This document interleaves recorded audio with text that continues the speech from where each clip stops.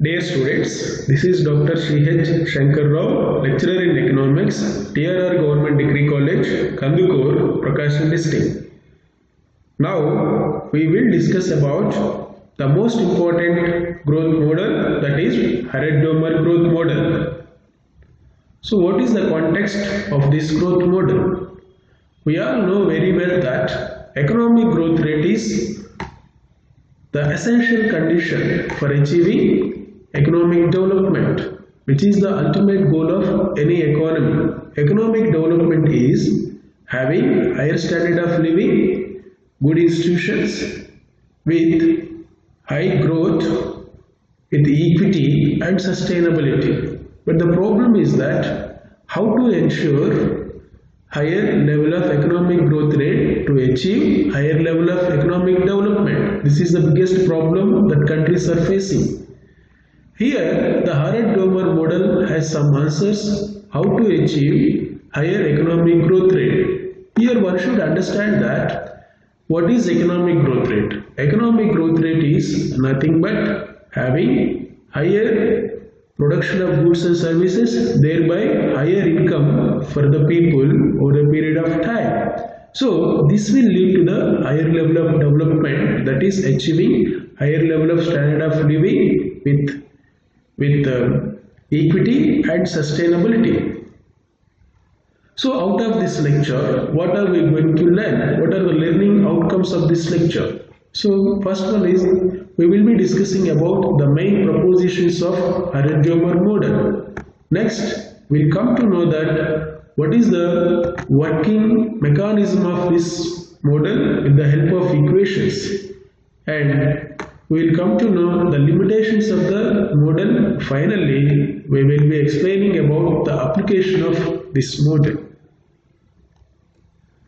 So first, as a part of introduction, to know what is this Harrod-Domar model. It is an important post-Keynesian dynamic growth model. Up to Keynes, the economic growth was explained as a part of economic development in a broader sense, both by classical economists and Keynes. But here, Ray Harrod and F.C. Domar, they both have proposed a theory of economic growth which specifically addresses the problem of economic growth, but coincidentally they both proposed on the similar line in identifying the factors of economic growth. So in specific, it identifies the specific causes of economic growth path in case of advanced countries.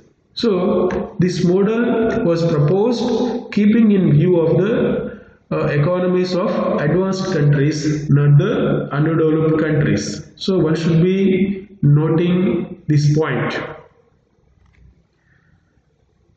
So what are the propositions of Harrod-Domar growth model? Here there are two propositions that we are going to discuss. So the first one is that about the investment. So as per the Harrod-Domar model, so investment has two effects. So first one is supply effect, second one is demand effect. What is the supply effect? Supply effect is when the investment is made, there will be definitely increasing the production and thereby supply of the goods and services. So it will, as a whole, it will increase the supply of the goods and services. The second, when the investment is made, it will have a demand effect in terms of it will generate additional demand for the goods and services. So in the form of buying factors of production for the production. So in this way, investment will have two effects, supply effects and demand effects.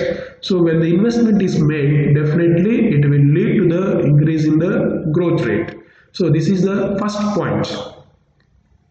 The second proposition is that the growth of economy is determined by the two fundamental variables. So what are these two fundamental variables? The first one is that capacity to save, that is nothing but average propensity to save. The second one is that productive capacity of the capital. In a technical term, this is capital output ratio. So we will discuss more about these factors in future, in the next level. So before getting into the operation of the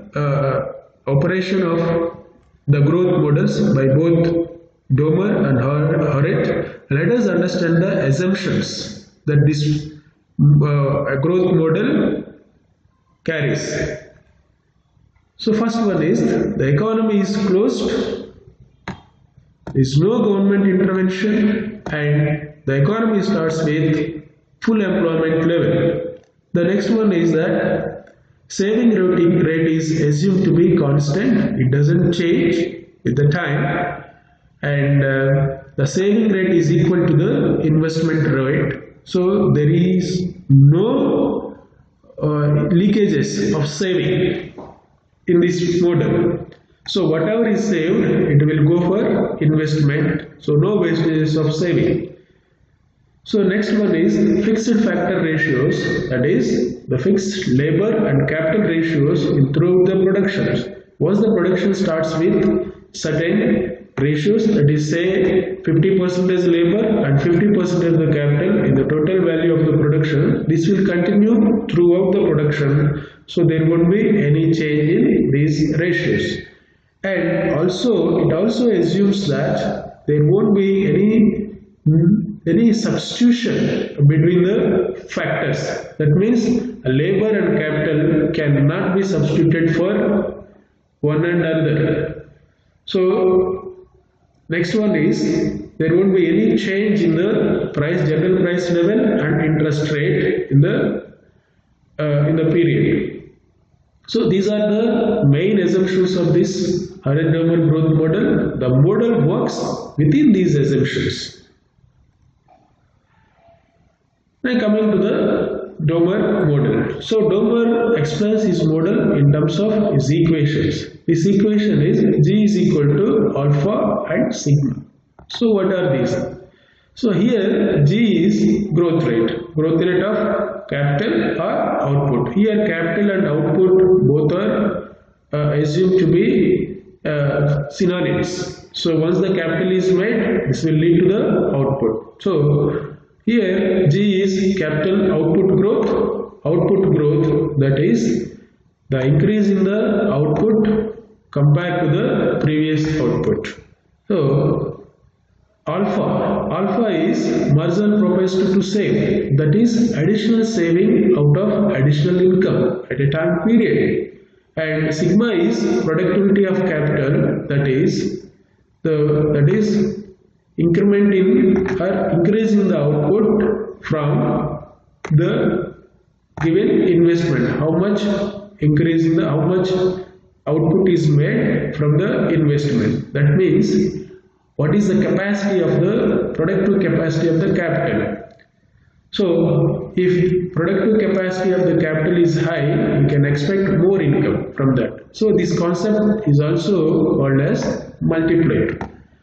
So as a whole, the Domar equation tells us that economic growth and output growth positively depends on marginal propensity to save and also positively depends on productivity of the capital. If the marginal propensity to save, if people save more in the economy, that will go for the investment, that investment will lead to the higher growth of the output. Similarly, when the productivity of capital, that means if the capital has a more productivity, if it can produce the more output, then we can expect more growth in the model.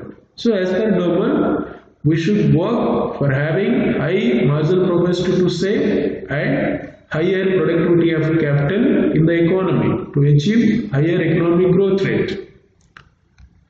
So next, Harrod equation. So Harrod equation is given in this way: G is equal to S by C. What are these? Here again G is output growth, that is the additional output, the increase in the output compared to the previous output, and S is average propensity to save. In the Domar model, the saving was taken as the marginal propensity to save. Here in Harrod model, average saving is taken as the average propensity to save, which is nothing but average saving out of total income at a time period.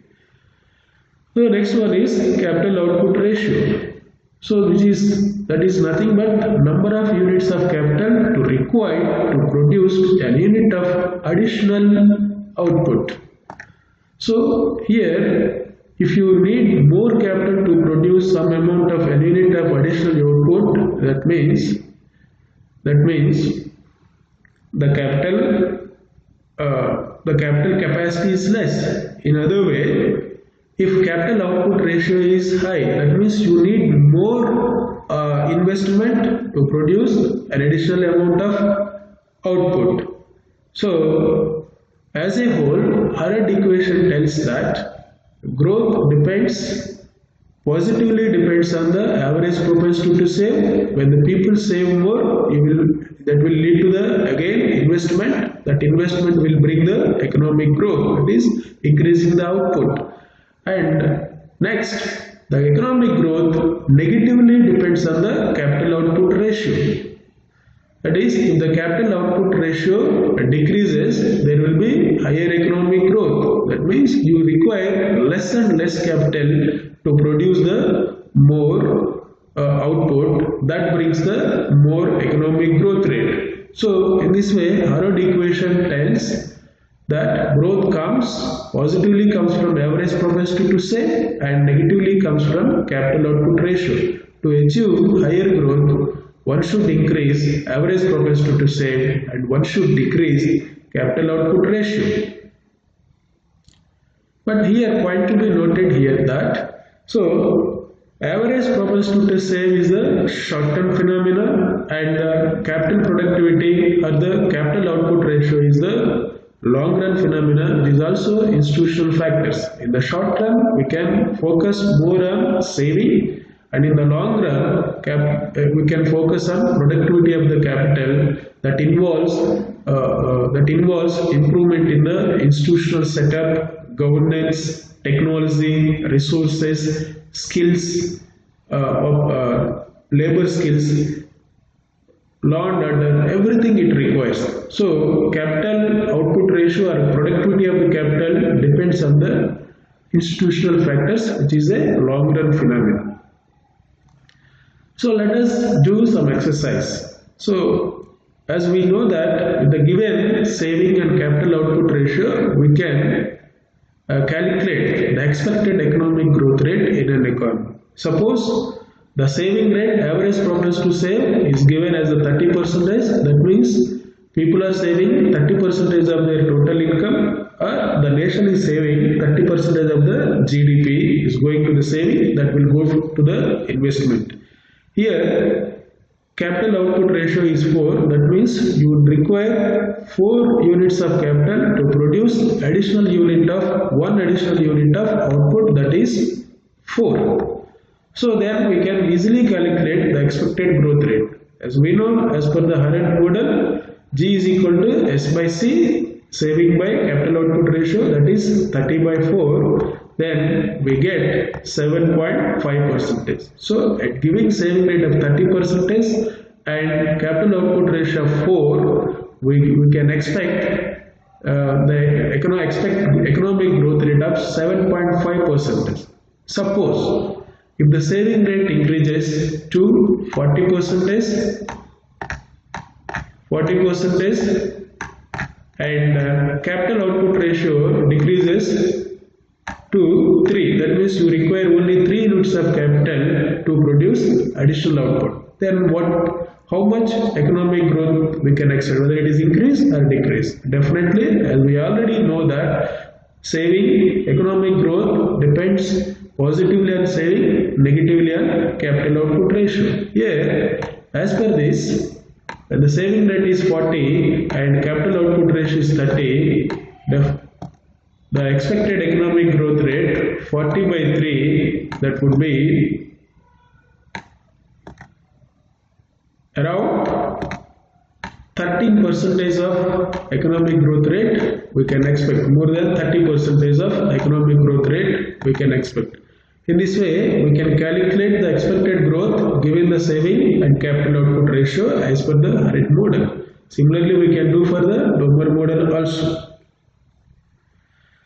Again, how to make this economic growth rate is a steady state, so that we can bring the equilibrium in the economy. So according to the Harrod, the steady state can be the steady state growth rate where there will be full employment. It can take place given the following condition, that is G is equal to GW and that is equal to GL. So this is also called as the knife edge balance. The three kind of growth rates should be equal. What are these three kind of growth rates? The first one is the actual or realized growth rate. G is actual or realized growth. Actually, how much we have achieved, the economy has achieved. And the second one is GW, warranted growth rate. That is the growth rate when we achieve when the capital stock is fully utilized. What should we remember here, that warranted growth rate is achieved only when the capital stock is fully utilized. And third one is natural growth rate, where the growth rate that is possible at given population and natural resources and technology. Higher the population, higher the technology, higher the natural resources, it will lead to the higher natural growth rate. So the steady state can be expected when the realized or actual growth rate is equal to the warranted growth, that is full capital utilized growth, that should be equal to the natural growth at given population, technology and resources. So this is the condition for achieving steady state. So what happens when this condition deviates? So this is told in the form of some equilibrium conditions by Harrod. So if G is equal to the CW, that is actual growth rate is equal to the warranted growth rate, that means fully capital utilized growth rate, then we can get an equilibrium condition. There will be complete balance. So we are getting what is possible and we have achieved that much. So next condition is if actual growth rate is greater than the warranted growth rate. So there will be definitely, that means the actual growth rate is higher than the what is possible at fully capital utilization. So definitely there will be a secular inflation. So this is a disequilibrium condition. So prices of the goods will increase. So we cannot expect, after certain level, we cannot expect more production of goods and services, and we can only expect their prices. So that is inflation. So third condition is actual G is less than GW. That is actual growth rate is less than the warranted growth rate, the possible growth rate. Again, this is also disequilibrium. We have not achieved what is possible at the full capital utilization level. So that will lead to the disequilibrium and secular depression, so fall in the production. So these are the three important equilibrium conditions to have the when the steady state deviates. So what are the limitations of this Harrod-Domar model? So first one, the limitations mainly depends on the unrealistic assumptions that are made. So initially we have seen some assumptions that are initial full employment level, closed economy, fixed saving rate, fixed factor ratios, no substitution between factors, fixed price and interest level. These all are actually in real economy are unrealistic. So we cannot see these assumptions in any economy. Hence, the model has a limitation in its working because of these unrealistic assumptions. Secondly, this model has failed to explain the institutional factors influencing the growth rate. So it was silent. It specifically told that saving and productive capacity of the capital are the main factors of growth, but it failed to explain how to increase the saving and how to increase the productive capacity of capital or how to reduce the capital output ratio. So it failed to explain, so to bring more saving and to have more productive capacity of the capital. So in this way, so it has the limitation. And final one is that it is an ineffective model in case of underdeveloped countries because the saving rate is low in these countries. Harrod-Domar model completely depends on the saving rate. Hence, whenever there is a saving is less in case of underdeveloped countries, its working has some limitations in underdeveloped countries. So, finally, application of the model. So, definitely, despite of these all limitations, it has some application. Firstly, it helps in identifying the specific factors of growth. As already we see saving and productive capacity of the capital are the most important factors to bring higher economic growth in a model. It helps in identifying those factors. And it was applied in Indian case also during first 5-year plan. So it has achieved some partial success. Finally, so it has limitations in application in case of underdeveloped countries where the saving rate is low, which was already explained. Coming to the conclusion, Harrod-Domar growth model is one of the most important post-Keynesian specific growth model. It helps the economies to identify the specific growth factors such as saving and productive capacity of the capital or capital output ratio, and also it helps us to estimate the growth rate at the given saving and productive capacity of the capital. And finally, it has some limitations in case of underdeveloped countries where the saving rate is low. So this is all about Harrod-Domar growth model. So thank you very much.